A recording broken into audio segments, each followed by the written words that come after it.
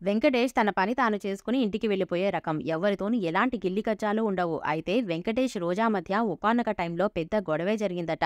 'రాజా' చిత్రం తమిళ చిత్రానికి రీమేక్. తమిళంలో రోజా, కార్తీక్ జంటగా నటించారు. ఈ మూవీ సూపర్ హిట్‌గా నిలిచింది. ఈ చిత్రాన్ని తెలుగులో రీమేక్ చేస్తున్నారని రోజాకు తెలిసింది. వెంకటేష్ హీరోగా కన్ఫర్మ్ అయ్యారు. తమిళంలో తానే హీరోయిన్ కాబట్టి తెలుగులో కూడా తన్నే తీసుకుంటారని రోజా కన్ఫర్మ్ అయిపోయింది. కానీ ఆ టైంలో వెంకటేష్, సౌందర్య జంటకి సూపర్ క్రేజ్ ఉంది.